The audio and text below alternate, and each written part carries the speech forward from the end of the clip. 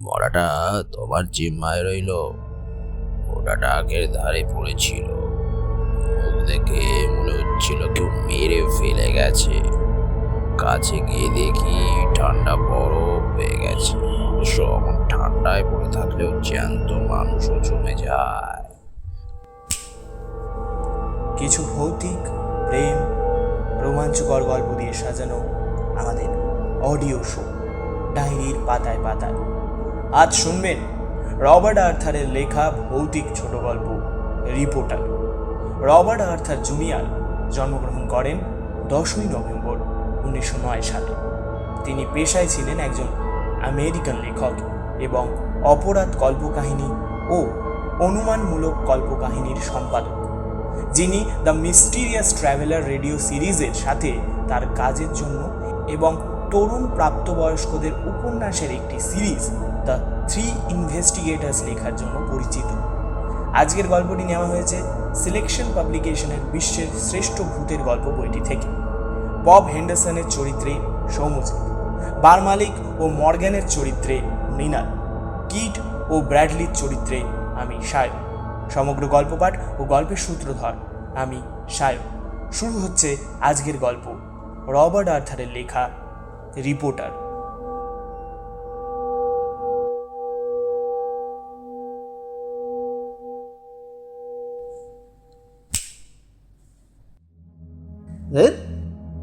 কিছুতেই আমার সময় কাটে না। ভারী বিরক্তকর রাতটা। হেডকোয়ার্টারে কাগজের রিপোর্টাররা বসে আছে পুলিশি সংবাদের সন্ধানে। বিশেষ করে এক্সপ্রেস পত্রিকার সাংবাদিক ব্র্যাডলি বসে বসে অধৈর্য হয়ে উঠছে। একটা মজা না করলে, কাউকে নিয়ে অভিনব কিছু না করলে আর পারা যাচ্ছে না। সজোরে হাত ছুঁড়ে সে বলল, চলো বুড়ো পপকে নিয়ে মজা করা যাক। পপ হেন্ডারসন রাত্রিবেলায় মর্গ পাহারা দেয়। পপের বয়স 70 ছাড়িয়েছে। হাত পা বিশেষ নাড়তে চায় না, বুদ্ধিও যেন লোপ পেয়েছে। অনেক আগেই ও রিটায়ার করত, কিন্তু বেচারার বাড়িতে অনেক ঝামেলা, আর বউটাও পঙ্গু, তাই কর্তৃপক্ষ দয়া করে ওকে রেখেছে। অবশ্য কাজটা ওর সহজই। কি ধরনের মজা করতে চাও? রেকর্ড পত্রিকার আইন আদালত বিভাগের রিপোর্টার ফার্নেস জানতে চাইল। ব্র্যাডলি তার পরিকল্পনা বুঝিয়ে বলল, কিন্তু ফার্নেস খুশি হলো না। সে বলল, বুড়ো পপকে ছেড়ে দেওয়াই ভালো।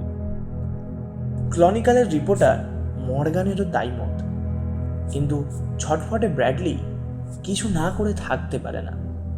অগত্যা সকলেই মত দিল। মর্গের দিকে তারা এগোলো। বুড়ো পপ তার অফিস ঘরে বসে ঝিমুচ্ছে। ধুর, কখন যে ডিউটি শেষ হবে। মর্গের একদিকে 20টা লম্বা বাক্স ভর্তি 20টা খোপ। প্রত্যেকটা বাক্সে একটা করে লোক কোনো রকমে শুয়ে থাকতে পারে। নড়াচড়ার কোনো উপায় নেই।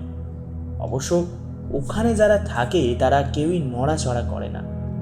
সবগুলোই রেফ্রিজারেটেড, অর্থাৎ বড় বাধারে রাখা, এবং প্রায় সবকটাই মৃতদেহে ভর্তি। ব্র্যাডলি বলল, পপ, আমরা 11 নম্বর খোপটা দেখতে চাই। মনে হচ্ছে ওখানে সেই হারিয়ে যাওয়া নিউ ইয়র্ক ব্যাংক কর্মীর মৃতদেহটা আছে। 11 নম্বর? পপ আস্তে আস্তে উঠে দাঁড়িয়ে ওদের নিয়ে গেল। 11 নম্বর খোপের ছিটকানি খুলে বাক্সটাকে পুরো টেনে আনলো। তাতে চাদরে ঢাকা একটা মৃতদেহ। ব্র্যাডলি চাদরটা খুলে মৃতের মুখ দেখার ভান করলো। চেহারা দেখে তো ওই রকমই মনে হচ্ছে। পপ, তুমি কি কষ্ট করে ফাইলটা আনবে? ঠিক আছে মিস্টার ব্র্যাডলি। পপ চলে গেল। তার পেছনে পেছনে গেল ফার্নেস। তারা বাইরে যাওয়া মাত্র ব্র্যাডলি ও মর্গ্যান পরিকল্পনা মতো তাদের কাজে লাগলো। ফার্নেস কাজের অছিলায় পপকে অফিস ঘরে আটকে রেখেছিল। মর্গ্যান এসে বলল, না পপ, আমাদেরই ভুল হয়েছিল। তুমি 11 নম্বরকে ঠিক জায়গায় রেখে এসো, আমরা চলি। পপ ধীর পদক্ষেপে মর্গে ঢুকল। সে খোপগুলোর কাছে গেছে। হঠাৎ একটা চাদরের তলা থেকে যেন আর্তনাদ শোনা গেল। সাদা চাদর ঢাকা একটা মৃতদেহ উঠে বসল। মুখের চাদর সরে গেল।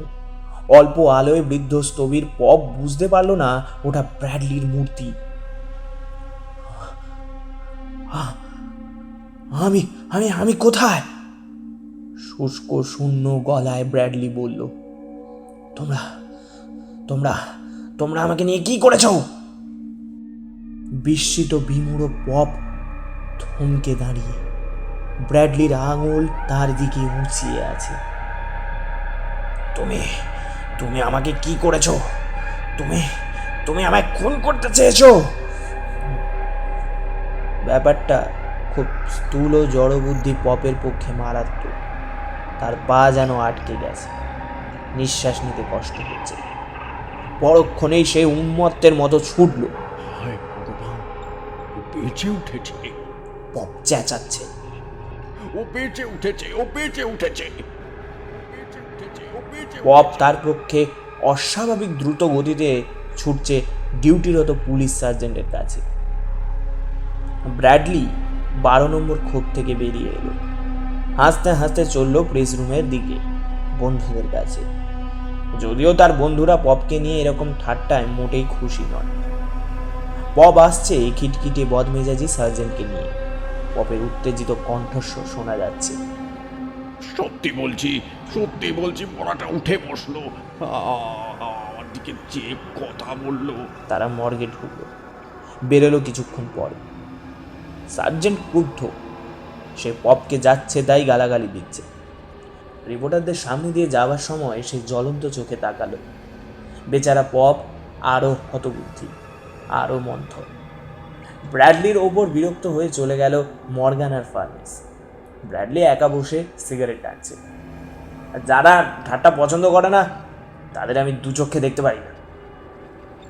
পপ এলো তার কাছে, নিরীহ স্বরে বলল, আপনার ওরকম করা উচিত হয়নি মিস্টার ব্র্যাডলি, এতে আমার ক্ষতি হবে। একে সার্জেন্ট আমায় দেখতে পারে না, আমার নামে লাগায়। তার উপর এরকম ঠাট্টা ওর পছন্দ নয়। ও বলেছিল আপনারাই এসব করেছেন। এরকম হলে সার্জেন্ট আমার নামে রিপোর্ট করবে, আমার চাকরি চলে যাবে। আপনি আপনি আপনি আমাদের মতো সামান্য লোকের সঙ্গে এরকম ঠাট্টা করবেন না মিস্টার ব্র্যাডলি। বিরক্ত ব্র্যাডলি পথে বেরালো। বাইরে অন্ধকার, ভীষণ ঠান্ডা। পপকে নিয়ে মজাটা তেতো হয়ে গেল। আর কাউকে নিয়ে একটা মজা করলে মন্দ হতো না। পথ চলতে চলতে ডগ এলাকার কাছে একটা বার এসে ঢুকলো। জায়গাটা নোংরা। একটু পান করার পর ব্র্যাডলির মেজাজ শরীফ হয়ে গেল। আর একজনের পেছনে লাগলে মন্দ হয় না। রাত গভীর, বার প্রায় খালি। শুধু দোকানদার, সে আর গাট্টা গোট্টা বেটে খাটো একটা লোক। বোঝা যাচ্ছে জাহাজে জাহাজে ঘুরে বেড়ায়। লোকটা মনের আনন্দে মদ গিলছে। ব্র্যাডলি ভাবল ওই জাহাজটির পেছনেই লাগা যাক। নিচু হয়ে জুতোর ফিতে খোলার ভান করলো ব্র্যাডলি। তারপর জুতোর গায়ে দেশলাই কাঠি ঘষে আগুন জ্বেলে লোকটার পায়ে ফেললো নিচু করে। চমকে চেঁচিয়ে উঠল লোকটা। তার জুতো মোজায় আগুন লেগে গেছে। সে এক পায়ে লাফাচ্ছে আর এক পায়ে আগুন নেভানোর চেষ্টা করছে। ব্র্যাডলি আর হাসি চাপতে পারল না। অট্ট হাসিতে ফেটে পড়ল। কি মজার রসিকতাই না হয়েছে। লোকটা পা নামিয়ে অতি ক্রুদ্ধ দৃষ্টিতে চাইল ব্র্যাডলির দিকে। তারপর চোখের নিমিষে প্রচণ্ড জোরে মারল এক ঘুষি। লোহার মতো লাগলো ব্র্যাডলির মুখে। ঠোঁট কেটে গেল, দাঁত ভেঙে গেল, ঝরঝর করে রক্ত পড়ছে। টলতে টলতে ব্র্যাডলি পড়ে গেল পেছন দিকে। ঘাটটা পাশের কঠিন রেলিংয়ে লেগে যেন ভেঙে গেছে। মাথার খুলিতে একটা প্রবল যন্ত্রণা অনুভব করলো ব্র্যাডলি। তারপর সব আলো নিভে গেল। লোকটার চোখে তখনও বিদ্বেষ। বেটা আমার পায়ে আগুন দিয়ে মজা করতে চেয়েছিল। দোকান মালিক বলল, তুমি যেটা ছেড়েছো না মাইরি, বেটা মরার মতো শুয়ে আছে। মুখে একটা ছোট্ট ঘষে জ্বালিয়েছি, তাতেই দুটো দাঁত ভেঙেছে। আবার এরকম মজা করতে এলে বাছাধনের মনে থাকবে মাঠটা। কিন্তু ওর মাথাটা কেমন যেন বেঁকে গেছে মনে হচ্ছে। বার মালিক ঝুঁকে ব্র্যাডলির নাড়ি দেখল, বুকটাও দেখল। তার মুখ সাদা হয়ে গেল। লোকটা মরে গেছে, সে শুকনো গলায় বলল, একেবারে বরফ হয়ে গেছে। মরে গেছে? বেঁটে লোকটা অস্থিরভাবে হাত নাড়ল। মাইক, মাইক, এটা একটা অ্যাক্সিডেন্ট। আমি আমি এমন জোরেও মারিনি যে লোকটা মরে যাবে। তো তুমি নিশ্চয়ই বুঝতে পারছো এটা অ্যাক্সিডেন্ট ছাড়া আর কিছুই নয়। ঠিক ঠিক, এটা অ্যাক্সিডেন্ট ছাড়া আর কিছু নয়। বার মালিক ছুটে গিয়ে দরজায় তালা চাবি দিল, বাইরের সব আলো নিভিয়ে দিল, ভেতরের আলো কমিয়ে দিল। তারপর এলো ব্র্যাডলির কাছে। বুঝলে হেকিট, এরকম খুন জখম ভালো নয়। পুলিশগুলো এমনিতেই পেছনে লেগে আছে, আর খুন জখম হলে তো কথাই নেই। তাছাড়া তুমি তো জোর মারদাঙ্গা করে দুবার শ্রীঘর ঘুরে এসেছো। আমি জানি। কিট একটু কটুভাবেই বলল, আমার মেজা জল পেয়ে চড়ে যায় আর সঙ্গে সঙ্গে আমি ঘুষি চালিয়ে দিই, এতেই ঝামেলা পাকায়। ওসব থাক, এখন বলো তো কি করতে হবে। বার মালিক ব্র্যাডলির পকেট ঘেটে কাগজপত্র বার করলো, একটু নরম সুরে বলল, কিট, ব্যাপারটা মোটেই ঠিক করলে না। চোখটা কাগজের লোক, এই যে পুলিশের থেকে বেশি ঝামেলা হলো।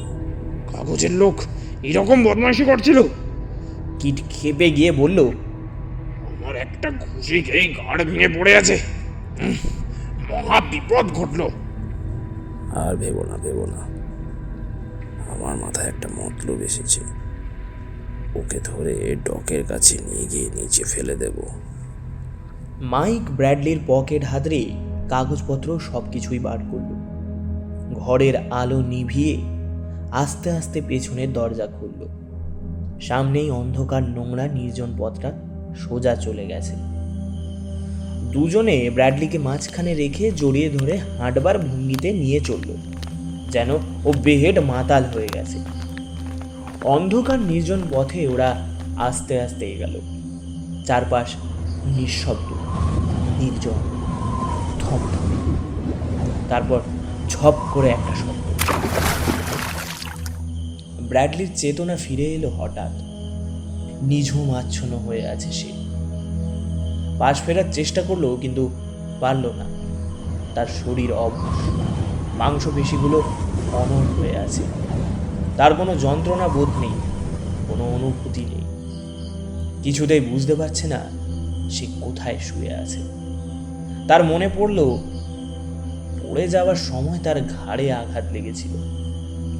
স্কুলে পড়বার সময় একদিন ফুটবল খেলতে গিয়ে তার শিরদাঁড়ায় জোরে ঘা লাগে। তাতে সে 1 মাস বিছানায় শুয়েছিল। এবারেও তেমন হয়েছে, বরং মনে হয় চোটটা আরো বেশি, কেননা পড়ার সময় হাড় ভাঙার শব্দ শুনেছিল সে। একটা জীর্ণ গলার স্বর ব্র্যাডলির কানে ভেসে এলো। কে যেন বলছে, মরাটা তোমার জিম্মায় রইল। ওটা ডাকের ধারে পড়েছিল, মুখ দেখে মনে হচ্ছিল কেউ মেরে ফেলে গেছে। কাছে গিয়ে দেখি ঠান্ডা বরফ হয়ে গেছে। অবশ্য অমন ঠান্ডায় পড়ে থাকলেও জ্যান্ত মানুষও জমে যায়। লোকটার পরিচয় পাওয়া যায়নি। ওকে বেশ আরামে শুইয়ে রাখো, কাল মোড়াটা কাটা ছেঁড়া হবে। কণ্ঠস্বর মিলিয়ে গেল। ব্র্যাডলি বুঝতে পারল তাকে তোলা হচ্ছে।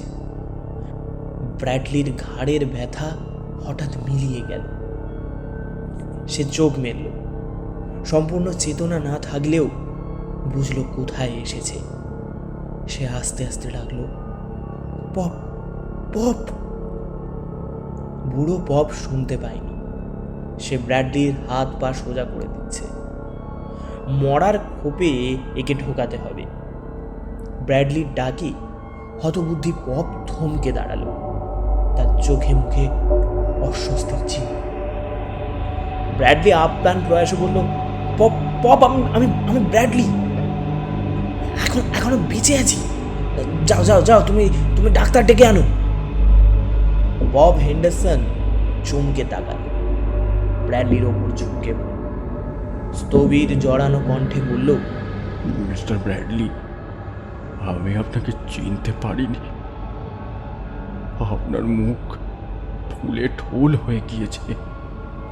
ও ও ও কিছু না। ব্র্যাডলি প্রাণপণ চেষ্টায় বলল, আমি বেঁচে আছি।